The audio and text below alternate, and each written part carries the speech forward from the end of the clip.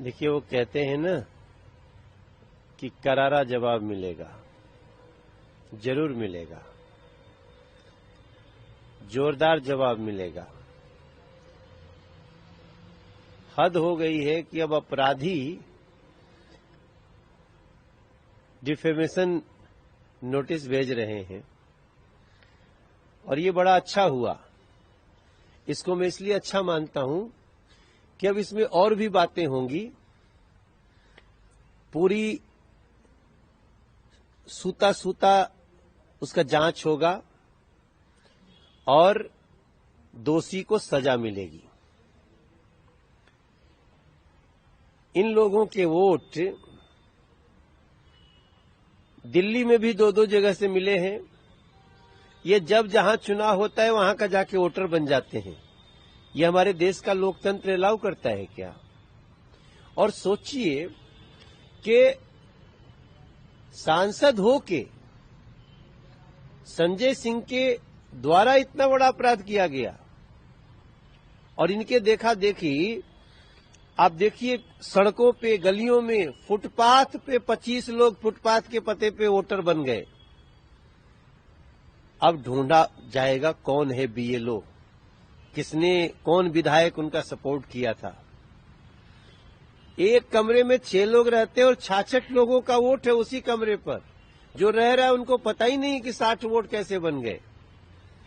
ये अगर इलीगल बांग्लादेशी घुसपैठियों के वोट पर ही अभी तक चुनाव जीत रहे थे, तो समझ लीजिए कि इनकी जो परेशानी दिख रही है ना, जब हमने फर्जी वोटरों को चिन्हित करना शुरू किया, इलीगल बांग्लादेशी घुसपैठियों को, रोहिंग्यास को, तो अरविंद केजरीवाल जी दौड़ के चुनाव आयोग चले गए।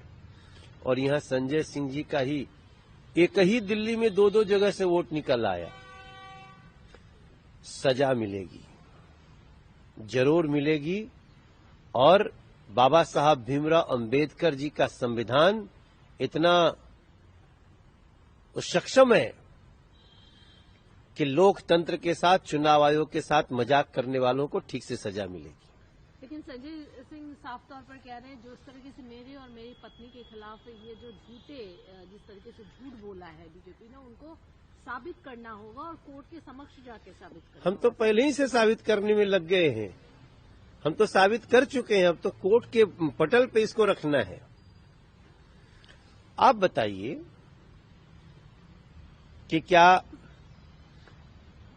2024 में ही आए हैं संजय सिंह दिल्ली में? संजय सिंह का ये सांसद का दूसरा कार्यकाल है।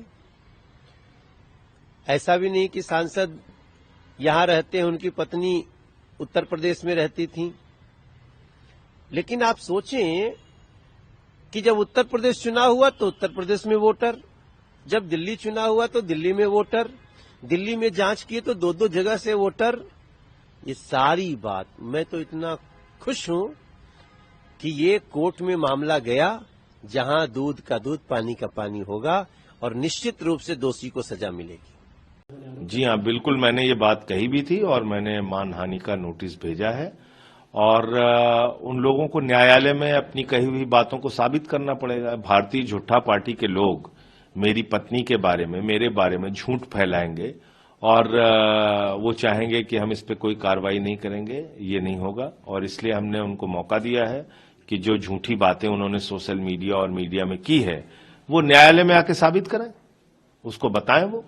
लेकिन उन्हीं के आधार को बीजेपी और उन्हीं के आरोप को फिर से रिपीट कर दिए कि आप लोगों ने वहां पे, तो सारी बीजेपी आ जाए कोर्ट में, सब लोग आके जवाब दें। मैंने तो अब न्यायालय में उनको मौका दिया है ना कि वो आके बताएं सारी चीजें। इसमें क्या समस्या है? जो बातें वो कह रहे हैं आप लोगों से, अगर उसमें सच्चाई है तो न्यायालय में उसको साबित करें, न्यायालय में साबित करके दिखाएं। अभी दिल्ली में चुनाव